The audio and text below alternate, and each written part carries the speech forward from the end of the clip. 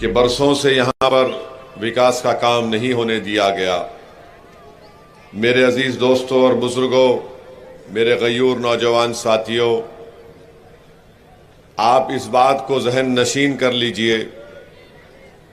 आप अपने आमदार को, एमएलए को यहाँ से मुंतखब करिए। आपकी तकालीफ कम होना शुरू हो जाएंगी। आपके गली में, आपके इलाके में, आपके शहर में विकास का काम शुरू होगा और वो तमाम के तमाम नेता जो किसी न किसी तरीके से टॉरेंट से मिले हुए हैं, एक मर्तबा आप यहाँ से मजलिस इत्तेहादुल मुस्लिमीन के सिपाही वारिस पठान को अपना आमदार बनाइए। मैं आपसे सिर्फ 5 साल का मुतालबा करता हूं और अगर 5 साल में वारिस पठान आपकी और हमारी उम्मीदों पर नहीं उतरेंगे तो मैं आपसे वादा कर रहा हूं कि मैं यहां पर दोबारा भिवंडी वेस्ट को नहीं आऊंगा। मगर आपसे दरख्वास्त मेरी एक ही है कि वारिस पठान को आप मौका दीजिए। आपने बहुत से लोगों को मौका दिया और आपकी शिकायत हक बजानिब है कि जिसको आपने अपनी मोहब्बतों से नवाजा वो आपकी उम्मीदों पर नहीं उतरे।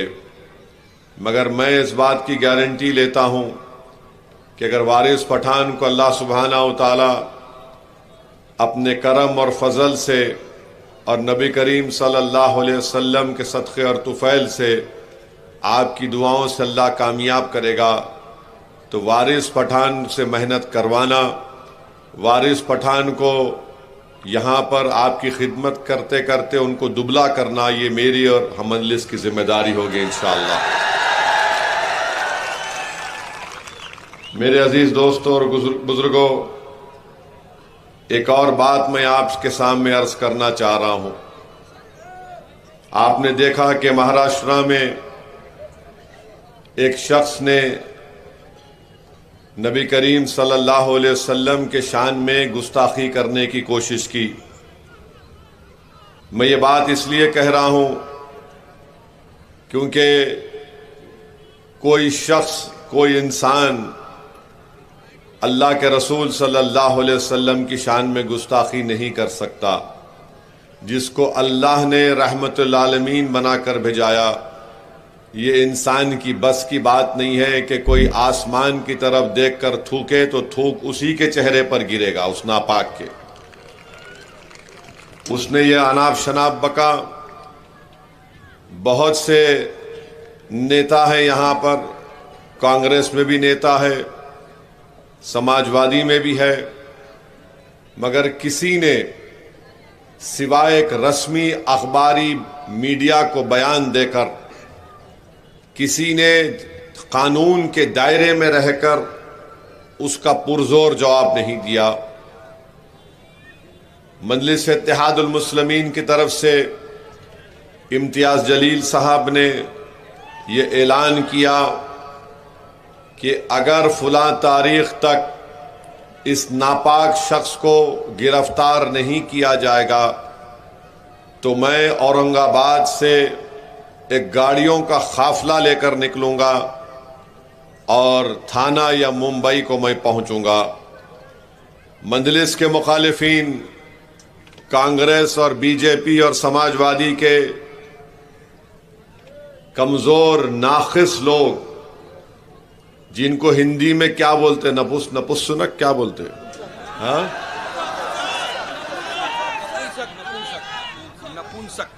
नपुंसक।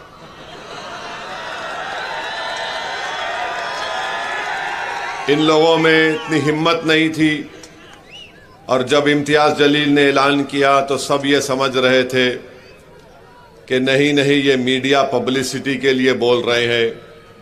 फिर बाद में इन कमजोरों ने कहा कि नहीं, पुलिस इनको रोक लेगी, औरंगाबाद में ये प्रेस कॉन्फ्रेंस करेगा। जब दिन आया एहतजाज का तो औरंगाबाद में महाराष्ट्र के मुख्तलिफ मुकामात से हज़ारों की तादाद में लोग अपनी अपनी गाड़ी लेकर निकले। हर कोई अपनी अपनी इस्तिताअत से निकला। और जब इम्तियाज़ जलील ने मुझे फ़ोन किया कि असद भाई, औरंगाबाद की पुलिस मेरे घर को आई है और मुझसे कह रही है कि आप इस जुलूस को औरंगाबाद से मत निकालिए। मैंने कहा इम्तियाज़, तो उनकी बात को मान लो। बोले क्या बोल रहे आप? मैंने कहा बात को मान लो। औरंगाबाद शहर में अमित शाह है, आप बोलो कि मैं बंबई नहीं जाता हूं, मैं अमित शाह के पास पूरे लोगों को लेके आ जाता हूं गाड़ी लेके। इत्तेफाक से उस दिन देश के होम मिनिस्टर वहीं पर थे, मिस्टर शाह।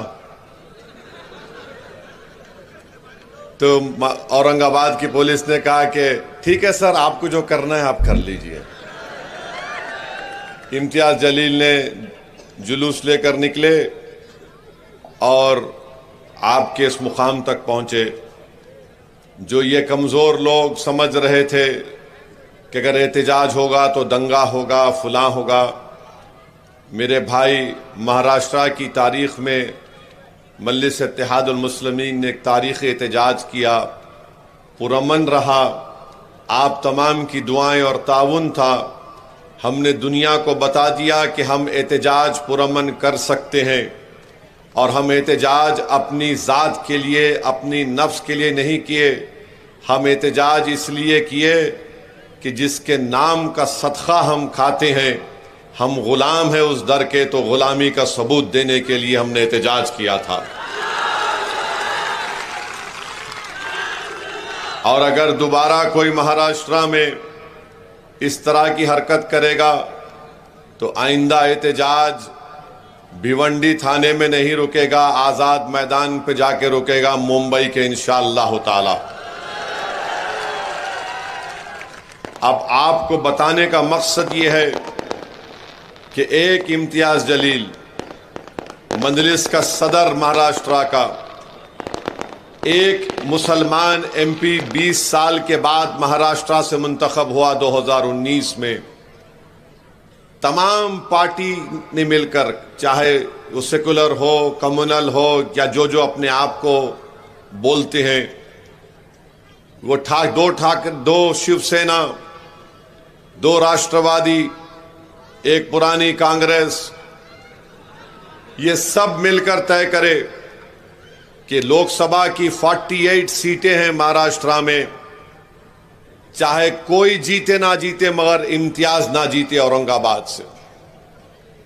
वो लोग अपनी साजिश में कामयाब हो गए। मेरे भाई, मैं आपसे हाथ जोड़ के अपील करने आया हूं, इम्तियाज तो इलेक्शन हारने के बाद भी आज भी लड़ रहा है, मगर मैं पार्लियामेंट में अकेला हो गया। मेरे भाई, अगर मेरे साथ इम्तियाज जलील और मेरे भाई अख्तरुल ईमान होते, नीतीश कुमार के पास कितने 12 या 13 एमपी हैं? 12 एमपी हैं। 12 एमपीओं के ऊपर मोदी बैसाखियों के वजीर आजम बन चुके। नहीं, हंसने के लिए नहीं कह रहा हूं। अगर मजलिस इत्तेहादुल मुस्लिमीन के 7-8 एमपी जीत जाते तो क्या आप ये उम्मीद कर सकते कि पार्लियामेंट में वफ़ को बर्खास्त करने का बिल लाया जाता? सोचो भिवंडी की आवाम, तकारीर तो बहुत होंगे, मगर आपको एक फिक्र देकर जाना चाहता हूं। अगर मेरे साथ इम्तियाज जलील होते, अख्तरुल ईमान होते, तो वफ़ को बर्बाद करने का, मस्जिदों को छीनने का, दरगाहों को छीनने का बिल नहीं पेश होता। मेरे भाई, हम इस बात पर गौर नहीं करते कि हमारे नुमाइंदों की कितनी बड़ी जरूरत है हमको।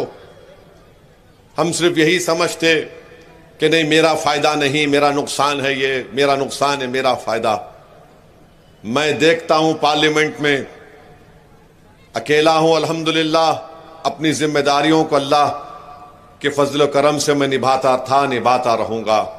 मगर अगर तादाद भी तो कोई माने रखती, अगर तादाद होती हमारे पास 3, 4, 5 होते, तो ये कानून, ये बिल नहीं लाया जाता। जो धोखा औरंगाबाद में इम्तियाज जलील को दिया गया, मेरी आपसे अपील है कि आप उस धोखे का शिकार मत होइए। और मोमिन वो है जो 2 बार एक सुराख से नहीं डसा जाता। एक बार जालिमों ने हमको डसा, हम औरंगाबाद की पार्लियामेंट की सीट को खो दिए। वो ललचाई हुई नजरों के साथ अब आपके ऊपर नजर लगाकर बैठे हैं कि वारिस जीत कर ना जाए महाराष्ट्र के असेंबली में, क्योंकि वो जानते हैं कि वारिस एक तोप की तरह महाराष्ट्र के असेंबली में गरजेगा। वो जानते हैं कि वारिस को रोकना मुश्किल हो जाएगा। वो जानते हैं कि ये वारिस जो टीवी डिबेट पर बैठकर लड़ता है हक के लिए, अगर वो असेंबली में जीत कर आ जाएगा तो मुख्यमंत्री कोई भी हो, वारिस अपनी जबान को खामोश नहीं रख सकता। क्योंकि याद रखो मेरी इस बात को आप, याद रखो मेरी इस बात को आप, वारिस पठान की जबान पर कोई ताला नहीं है। वारिस पठान की जबान को कोई नहीं रोक सकता, क्योंकि वारिस पठान की जबान पर मजलिस इत्तेहादुल मुस्लिमीन लिखा हुआ है। दूसरों की जबान पर उनके नेता का नाम है। उनको अगर खांसना भी है तो पूछ के खांसना पड़ता है। उनको अगर बैतुल खला को जाना है तो पूछ के जाना पड़ता है कि सर मैं जाके आऊं। मजलिस ये काम नहीं करती। जहां पर गरीब और मजलूमों का मामला आएगा, हम शुरू से बोलते बेझिझक मुकाबला करो। इसीलिए आपने देखा कि पिछले 10 साल में 2014 से 24 तक मोदी ने जो भी कानून लाया, मजलिस इत्तेहादुल मुस्लिमीन ने उसकी मुखालिफत की। ट्रिपल तलाक का कानून 3 मरतबा लाए, 3 मरतबा मजलिस ने उसकी मुखालिफत की। मोदी ने CAA का कानून लाया। दुनिया ने देखा कि असदुद्दीन ओवैसी मोदी के 300 MPओं के सामने कहा यह काला कानून है, मैं उसको नहीं मानता, उसको फाड़ कर फेंका हमने पार्लियामेंट में। आपने देखा UAPA का कानून बनाया गया, मजलिस ने मुखालिफत की। अभी हालिया 1-1.5 महीना पहले वक्फ के बिल के कानून को पेश किया गया। उस वक्फ के कानून के इंट्रोडक्शन पर मजलिस की तरफ से मैंने खड़े होकर उन तमाम चीजों को बयान किया। ये वक्फ का कानून जो तुम बनाना चाहते हो बिल लाकर, ये वक्फ की जायदाद को खत्म करके रख देगा। तो मेरे अजीज दोस्तों और बुजुर्गों, एक बेबाक नुमाइंदे को आप यहां से कामयाब करिए, जो आपके इस विधानसभा के आपके तरक्याती विकास के काम को भी करवाए, जो आपकी आवाज में प्रशासन से लड़े, जो ये टॉरेंट इलेक्ट्रिसिटी के डिपार्टमेंट जो फिरौन बन चुकी है उसको रोके, और जब विधानसभा जाए तो एक शेर की तरह पुकार कर लड़े। आपको ऐसे नुमाइंदों की जरूरत है। दूसरे भी जीत कर जाते, नहीं मालूम कहां उनकी आवाज खो जाती है विधानसभा में। मैं आपको इस बात की जिम्मेदारी के साथ कह रहा हूं, वारिस पठान को आप मौका दीजिए, एक वोट को इस्तेमाल करिए। ये जो दूसरे उम्मीदवार हैं, ये कौन सी ये महाविकास क्या है, ये उद्धव ठाकरे, जिसमें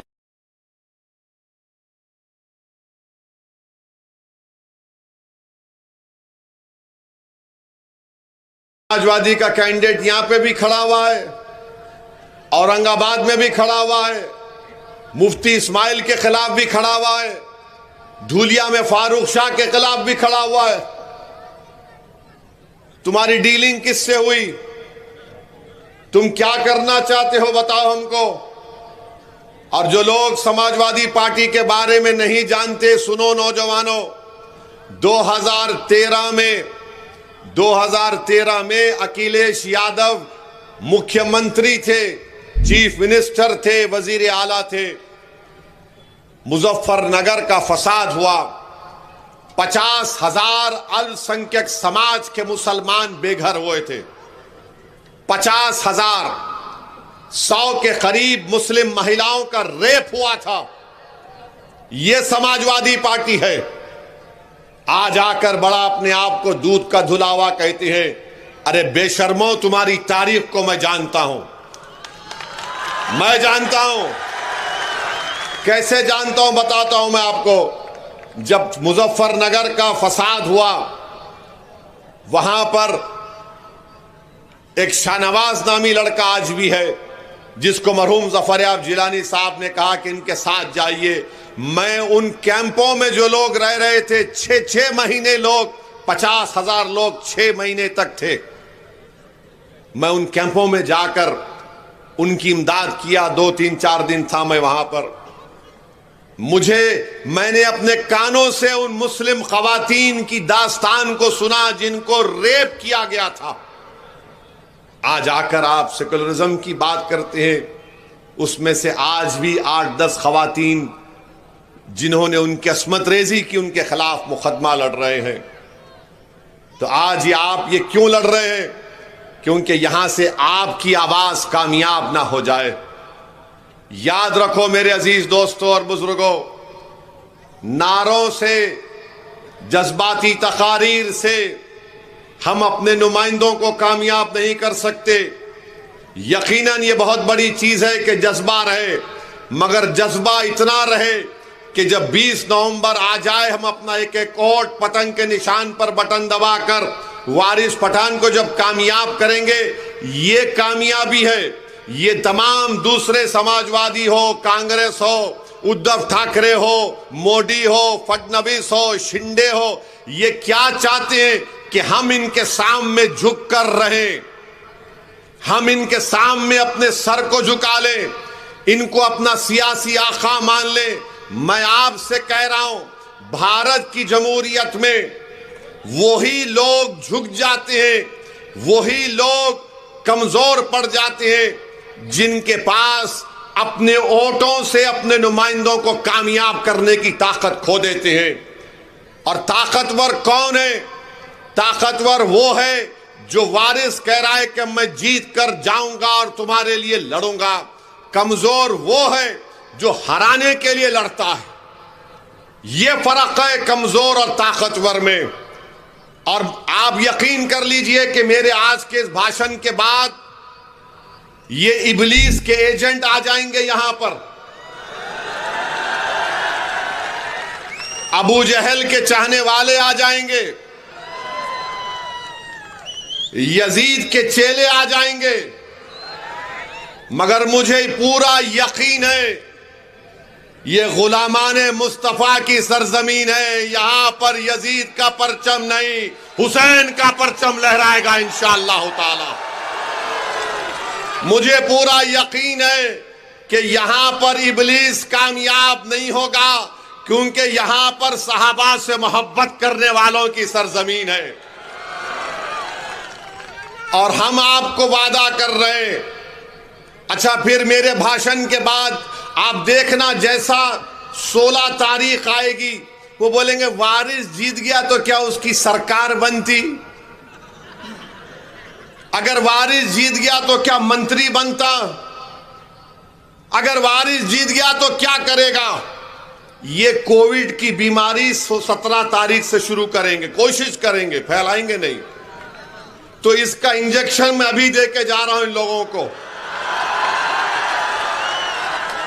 अब जिस्म के किस हिस्से पे लगेगा वो आपको मालूम, मैं नहीं बोलूंगा अपनी जबान से, अदब के दायरे में रहकर बोल रहा हूं।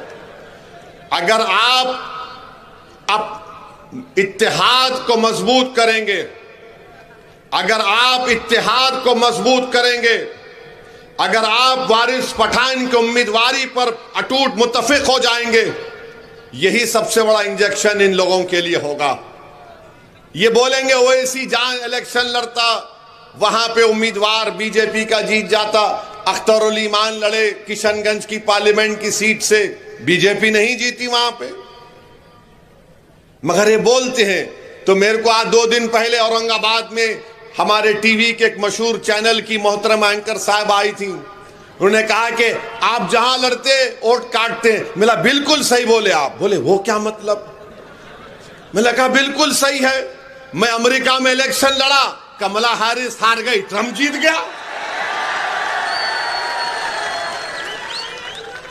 अरे आप बताइए, मैं नहीं जाता हूं हरियाणा, आप हार गए। मैं नहीं गया हरियाणा, मैं गया हरियाणा, बोलो आप नहीं गया। तो एक कांग्रेस के नेता बोले नहीं ओवैसी तुम्हारे भाषण से हरा हो जाता। मैं बोला नहीं, मेरे भाषण से नहीं होता, अल्लाह ने मुझे मौकिल दिए, मेरे मौकिलों को भिजा, जाके तुम्हारे को हरा के आओ। क्या बात है ये? कोई बात है ये? यानी हम लड़ना नहीं, इनके गुलामी करना, इनके सामने सर झुका के रहना। याद रखो, हम सर झुकाएंगे तो रब्बे कायनात के आगे और किसी के सामने नहीं। हम अपना दिल झुकाएंगे तो आकाए दो आलम सल्लल्लाहु अलैहि वसल्लम के आस्थाने के सामने। ना दिल झुकेगा ना सर झुकेगा, बल्कि सर और दिल को हम एक रात सामने रखकर तुमसे कहेंगे कि भिवंडी से वारिस पठान को जीतना है और जिताकर उसको भिजाएंगे असेंबली में, ताकि वो इन गरीब और मजलूम आवाम की आवाज बन सके। मेरे अजीज दोस्तों और बुजुर्गों, ये आकर बोलेंगे वोट कट रहा, वोट कट रहा। अरे कितने वोट काट रहे तुम लोग बताओ? कहां कहां जीत गए बताओ? एक इम्तियाजुल मुस्लिमीन का साथ दीजिए। और ये मोदी बोलते हैं एक है तो सेफ है। आने 10 साल से सेफ नहीं है मोदी हम लोग। भाइयों बहनों, एक है तो सेफ है। मैंने कहा अनेक है तो अखंड है। भारत अनेक तहजीबों पर बना हुआ। अब इसका जवाब नहीं है उनके पास। संविधान है तो सबका सम्मान है। अंबेडकर की सोच जिंदा है तो गोडसे मुर्दा है। नहीं, मोदी बरस एक है तो सेफ है। कामकाज कुछ है ही नहीं, खाली दिन भर डायलॉग लिखते रहते हैं। मैं तो कहूंगा कि बंबई की फिल्म इंडस्ट्री को नरेंद्र मोदी को हायर कर लो, अच्छे डायलॉग लिखते हो, होता ही है उनका काम। मगर मकसद क्या है मोदी के बोलने का? एक किसको करना चाह रहे मोदी? तुम एक नहीं होगे। मोदी किसको एक करना चाह रहे? सोचो, किसको मोदी एक करना चाह रहे? क्या मोदी देश को एक करना चाह रहे? नहीं। अगर देश को एक करना चाह रहे तो नहीं कहते थे पार्लियामेंट के इलेक्शन में राजस्थान में कि हमारे हिंदू बहनों के गलों से मंगलसूत्र निकालकर मुस्लिम खवातीन को दिया जाएगा।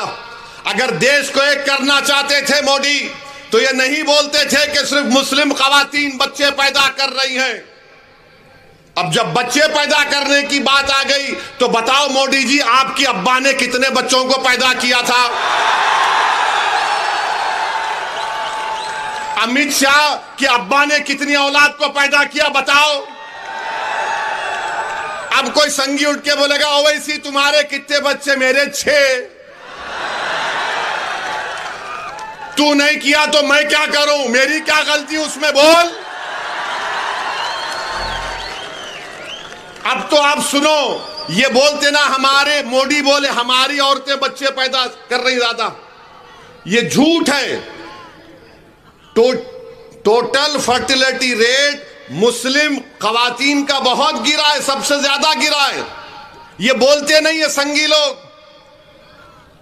मगर अब क्या हो रहा है कि आंध्र प्रदेश के चीफ मिनिस्टर नायडू हैं, तमिलनाडु के स्टालिन है, वो बोल रहे कि जुनूबी हिंदुस्तान में आबादी गिरी, तुम पैदा करो, पैदा करो, पैदा करो, पैदा करो। अब कोई गलत मैसेज मैं नहीं दे रहा हूं, नायडू बोल रहे पैदा करो, स्टालिन बोल रहे पैदा करो, अब मुसलमान बोल रहा है। ये क्या किस्सा क्या है भाई? मोदी बोल रहे हम पैदा ज्यादा कर रहे, ये लोग ज्यादा और पैदा करो बोल रहे। आप बताइए कितना झूठ है। तो एक किसको करना चाह रहे मोदी? देश को एक नहीं करना चाह रहे मोदी, वो अपने वोट बैंक को एक करना चाह रहे हैं। मेरे अजीज दोस्तों और बुजुर्गों, देश एक था, है और रहेगा, मगर देश एक कैसा है? मुसलमान है, हिंदू है, उसमें ओबीसी है, दंगर है, माली है, दलित है, सिख है, ईसाई है, जुनूबी हिंदुस्तान, मशरिकी हिंदुस्तान, ये सब अलग अलग तहजीब कल्चर का हिस्सा है, ये मिलकर एक होता। मगर मोदी क्या बोल रहे? सब कुछ छोड़ दो, खाली आरएसएस की आइडियोलॉजी को अपना लो, एक हो जाओ। और आरएसएस की आइडियोलॉजी क्या है? इस देश में एक समुदाय रहेगा, एक कल्चर रहेगा, एक जबान रहेगी। इसीलिए मजलिस कहती है कि अनेक है तो अखंड है। हम मोदी के इस एक है तो सेफ को नहीं मानते। अरे मोदी, तुमने नहीं कहा था दिल्ली के फसादात में के कपड़े देखकर पहचानो? आपने कहा था ये, और फिर बोलते एक है तो सेफ है। 4 साल से चीन भारत की सरजमीन में घुस के बैठा है। मोदी ने देश को झूठ कहा था कि ना कोई घुसा है ना कोई घुसेगा। चीन बैठा हुआ है डेमचाक में, डेमसांग में, पांगसांगसू लेक में। 65 पेट्रोलिंग पॉइंट में से 25 पे पेट्रोलिंग नहीं कर पाते, बफर जोन बना दिए। मोदी जी, ये देश की जमीन है, आपकी जाती जमीन नहीं है, जहां पर चीन को आपने बिठा दिया। और एग्रीमेंट चीन से हुआ लद्दाख के मामले में, और अरुणाचल प्रदेश में पेट्रोलिंग कर रहे हैं। अब आप बोलेंगे भिवंडी में ये क्यों बात कर रहे हैं? इनकी झूठ को बेनकाब करने के लिए। मेरे अजीज दोस्तों और बुजुर्गों, फिर ये देवेंद्र फडणवीस आजकल रातों में भी मेरा वजीफा पढ़ रहे हो। अब बोल रहे ओवैसी तुम हैदराबाद से आए, हैदराबाद चले जाओ। देवेंद्र फडणवीस तुम समझो इस बात को, तुम अपने दिमाग से निकाल दो इस बात को कि फडणवीस बड़ा है, ओवैसी छोटा है। फडणवीस ऊंची कुर्सी पे बैठेगा, ओवैसी नीचे बैठेगा। नहीं फडणवीस, ये तुम्हारी दिमाग की गलती है। बाबा साहेब अंबेडकर का संविधान ने सबको बराबर बना दिया। अगर तुम बैठोगे तो कुर्सी पे टांग डाल के ओवैसी तुम्हारे आंख में आंख डालकर बोलेगा कि मेरा हक मुझे दो। और देवेंद्र बोल रहे नहीं तुम हैदराबाद से हैदराबाद को चले जाओ। अरे देवेंद्र फडणवीस सुनो, हमारे अब्बा आदम अलैहिस्सलाम, हमारे अब्बा जब दुनिया में आए तो अल्लाह ने उनको कहा है भारत में आए। अब्बा पहला कदम भारत में रखे। ये जमीन मेरे बाप की है, कोई नहीं भिजा सकता कहीं भी मुझे। इन्हें बोल रहे हैदराबाद चले जाओ। राहत इंदौरी ने अच्छा कहा था देवेंद्र फडणवीस के बारे में, शायद अब के जो फैसला होगा, सुनो फडणवीस, अब के जो फैसला होगा वो यहीं पर होगा। अब के जो फैसला होगा वो यहीं पर होगा। हमसे अब दूसरी हिजरत नहीं होने वाली। जो पाकिस्तान जाना था जा चले गए। जो वफादार थे तुम्हारे मोदी के और उद्धव ठाकरे के सामने सीना तान कर खड़े होकर बोल रहे हमारा हक हमको मिलना, अब हम मस्जिद को जाने नहीं देंगे, वक्फ को छीनने नहीं देंगे। अब इन्हें बोल रहे जाओ, नहीं जाते। क्या करते तुम? गोली मारते मारो गोली, जेल में डालते डालो जेल में। मगर तुम्हारे इन बातों से अब कोई डरने वाला नहीं है। देवेंद्र क्या बोल रहे? धर्म युद्ध, भिवंडी वेस्ट की सीट धर्म युद्ध, वोट जिहाद। अरे इलेक्शन हो रहा या जंग हो रही? और किसके खिलाफ धर्म युद्ध कर रहे फडणवीस? बोलो तुम जरा। अच्छा मोदी जी ये तो बोल दो सबका साथ, सबका विकास, सबका विश्वास, कहां गया? उड़ गया, टाइम टाइम हो गया। देवेंद्र धर्म युद्ध है, वोट जिहाद कर रहे। वोट जिहाद के माने क्या है बताओ? अरे जिहाद तुम जानते नहीं। जिहाद अगर किसी ने किया ना फडणवीस, अल्लामा फजल हक खैराबादी ने अंग्रेजों के खिलाफ किया था जिहाद का फतवा देकर। जिहाद अगर किसी ने किया था इस देश को आजाद कराने के लिए तो मुरादाबाद के अल्लामा काफी ने दिया था कि इस तरी को गरम करके अल्लामा काफी के सीने पर लगाते थे अंग्रेज। फांसी के फंदे पर अल्लामा काफी को लेकर जा रहे। और ये अल्लामा काफी मुस्कुरा रहे थे और जबान पर क्या पढ़ रहे थे? नाते रसूल सल्लल्लाहु अलैहि वसल्लम पढ़ रहे थे। और आप बोल रहे जिहाद, वोट जिहाद, धर्म युद्ध। लगता है फडणवीस तुम जरा थोड़ा दिमाग जो आप नौत बोलो, मैं बोलता हूं ना, वरना बोलेंगे वोट जिहाद भिवंडी वेस्ट में हो रहा है। यानी अगर कोई वारिस पठान इंशाल्लाह कामयाब हो गए तो सबसे ज्यादा तकलीफ जिस्म के उस हिस्से में किसी को होगी तो देवेंद्र फडणवीस को होगी। वोट जिहाद हुआ, वोट जिहाद हुआ। हम अपने पसंद के उम्मीदवार को वोट डालेंगे। अच्छा, तुम अयोध्या की सीट हार गए, वो क्या था? धर्म युद्ध था। मोदी की मेजॉरिटी 1.5 लाख पे आ गई, वो क्या? धर्म युद्ध था। गुजरात में तुम सीट हार गए, धर्म युद्ध था। मगर जहां पे मंजलिस आ गई, देवेंद्र फडणवीस आ गए। अच्छा, अब उन्हों भी आए यूपी से। क्या बोल रहे हो उन्हों? कटेंगे क्या? बटेंगे तो कटेंगे। अरे ये कौन सी जबान है? मुख्यमंत्री की जबान है ये। बटेंगे तो कटेंगे। कहां बट रहे हैं? तुम ही तो घर तोड़ रहे बुलडोजर से। तुम ही तो बुलडोजर से घर तोड़ रहे गरीबों का। तुम्हारी सरकार में अतीक को गोली मार दी गई, उनके भाई को हथकड़ियां हैं, तुम गोली मार दिए। मेरी गाड़ी पर गोलियां चलाए विधानसभा के इलेक्शन में, दासना में 6 गोलियां मुझ पर चलाए। ये और बात है कि अल्लाह ने अपने हबीब के सदक़े मुझे बचा लिया। मगर एक बात सुनो, मेरी एक बात सुनो। ये गोलियां चलाने वालों को बोल रहा हूं जो बाबा सिद्दीकी को मारे। अरे सुन मेरी बात को जालिम, जो इस दुनिया में आता है ना, अल्लाह उसको उसकी मां की पेट में भिजाने से पहले आलम अरवाह में अल्लाह उसकी इज्जत, उसकी रिज़्क़, उसकी जिंदगी लिख कर भी जाता। अगर मेरी मौत शहीदों की तरह होगी तो लाखों बार मैं कबूल करने को तैयार हूं। कब चलाएगा गोली? चला मुझ पर। तुम समझ रहे हम मौत से डरने वाले? अरे मौत से नहीं डरते हम। हमारी दुआ एक ही होती कि जब कभी भी जिस्म से अल्लाह रूह निकालेगा, एक बार अल्लाह अपने हबीब का दीदार करा दे और कलमे पे हमारा जबान पर कलमा अल्लाह नाफिज कर ले, हम जाएंगे दुनिया से। हम जाएंगे, सबको जाना है। बल्कि मैं तो दुआ करूंगा कि अल्लाह, आप सब आमीन बोलना, या अल्लाह नरेंद्र मोदी को, अमित शाह को, देवेंद्र फडणवीस को अल्लाह 130 साल की उम्र दे। हो गया ना, हो गया। अब तुम जियो, हम तो मौजा ही मौजा करते हुए जाएंगे।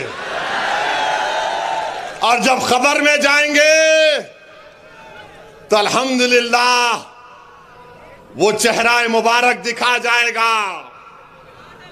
हम तुम्हें तो हमारा क्या तुम कंपेयर कर रहे? बटेंगे तो कटेंगे। अरे किसको डरा रे? ये डरने वाले नहीं हैं, ये डरने वाले नहीं है। हाँ, 1 दिन 2 दिन 3 दिन 10 साल से तुम डरा रहे हो, मगर डरने का नाम नहीं ले रहे हैं। 1 साल से इजराइल मार रहा है 40,000 लोगों को, तब भी उनके हौसलों को नहीं तोड़ सका। दुनिया परेशान है। क्या है ये वो है, आका के गुलामों के गुलाम है हम लोग। ये तुम्हारे डराने से डरने वाले नहीं है। तुम किसी और को डराओ, बटेंगे कटेंगे। एक है तो सेफ है, वो वहां चले जाओ, यहां चले जाओ। वो दिन चले गए, अब कोई डरने वाला नहीं है।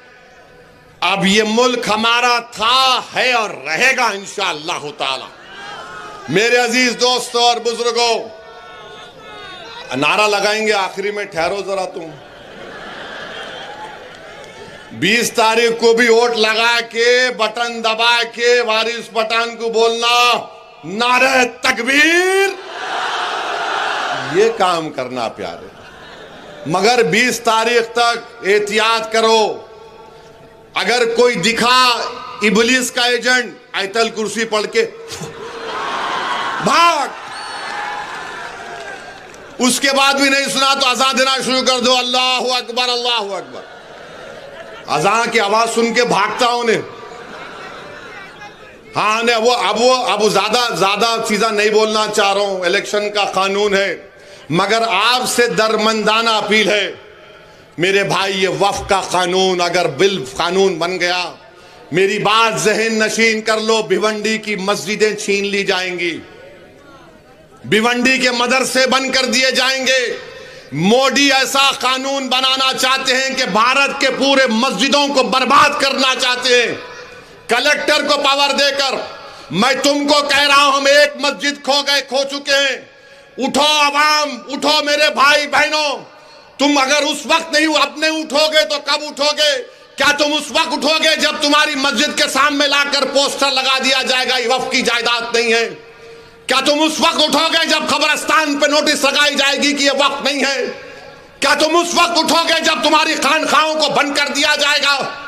क्या तुम उस वक्त उठोगे जब दरगाहों को मुखफिल कर दिया जाएगा? उठो, ये वक्त उठने का है। ये लड़ाई तुमको और हमको लड़ना है। कोई आकर वक्फ को बचाने की लड़ाई नहीं लड़ेगा। अगर हम इस चुनाव में जहां पर मजलिस के उम्मीदवार है वहां कामयाब करेंगे तो यकीन जानो इंशाअल्लाह ताला हम वक्फ की जायदादों को बचा पाएंगे, वरना नुकसान हमारा होगा। और वक्फ क्या है मालूम तुमको? वक्फ क्या है मालूम तुमको?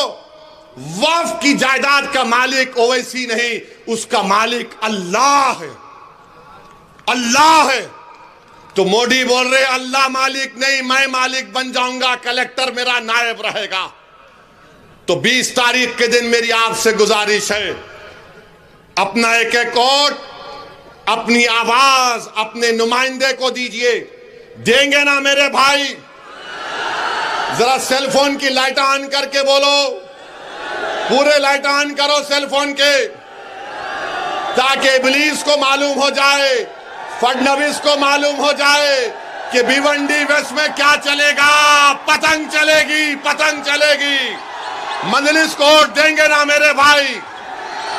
20 तारीख के दिन आप एक एक वोट मजलिस को देकर कामयाब करिए। अल्लाह आपको सलामत रखे। अब मेरे साथ नारा लगाइए, नारे तकबीर। पतंग को, पतंग को, भिवंडी की आवाम जिंदाबाद।